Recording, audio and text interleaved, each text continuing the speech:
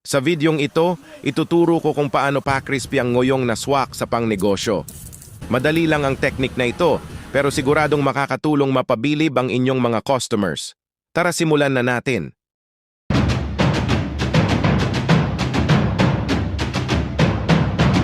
Simulan na natin. Meron na po tayo na roll na kakailanganin natin para dedediretso na tayo at hindi masyado mahaba ang paggawa natin ng video.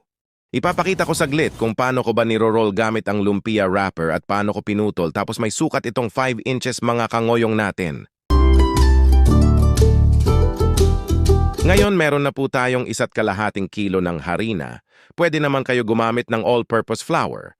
Pero ipang negosyo natin ito kaya para po low costing tayo kaya third class lang ating ginagamit. Sa katamtaman na planggana, 1.5 harina, 3 kutsarang baking powder at 1 litrong tubig. Pag halu-haluin natin ito, dapat dahan-dahan lang natin ilagay ang tubig para baka masobrahan mahirapan tayo makuha ang tamang mixture para maganda ang kalalabasan ng ating ngoyong.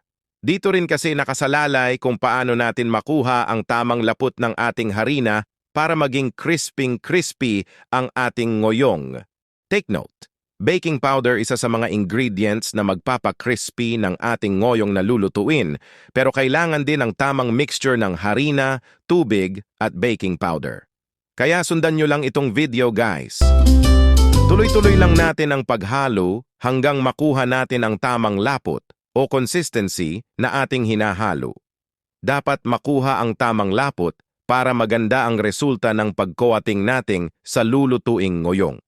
Iwasan natin na may namumuo pang harina, kailangan plain na talaga siya. Dagdagan ng kaunti ng tubig kung kinakailangan para makuha natin ang tamang lapot o consistency. Ganito na ang resulta ng pagmekus-mekus natin, plain na talaga. Simulan na natin ang pagko-coat ng ating ngoyong na na-roll na natin. Ilagay isa-isa ang na-roll na nating ngoyong sa planggana na may harina. Iko-coat lang nating ito dapat makover lahat ng parte. Sundan nyo ito kung paano ko ito ginawa at magaya ninyo ito upang sa ganon hindi kayo mahihirapan. Ganito lang natin ito gawin. Balibaliktarin lang natin upang makover lahat at pagkatapos ilagay diretso sa kawali na may mantika na mainit na. Isa-isahin mo lang ito dapat yung sakto lang para hindi ma-overcrowd sa kawali. Kasi pag masyadong marami magdikit-dikit po yan, sugkayin lang natin ito at lulutuin hanggang maging golden brown. Take note, ang pagluluto pala nito dapat ay half-cook lamang kung ito ay pang negosyo lalo na yung pang maramihan. Ilagay ito sa lagayan o ibalot sa plastic at ilagay sa freezer para tumagal ng ilang buwan. Pero pag ibalot nyo na ito sa plastic, dapat papalamigin mo na ito o i-cool down mo ng mga ilang oras para ito'y matagal mapanis.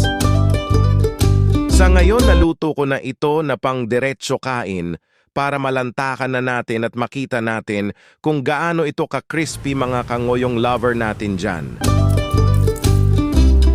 Kung nagustuhan mo ang videong ito, sana huwag kalimutan mag-like, mag-comment, mag-share at mag-subscribe sa aking channel. Salamat sa inyong suporta at panonood. Hanggang sa muli mga kangoyong natin dyan.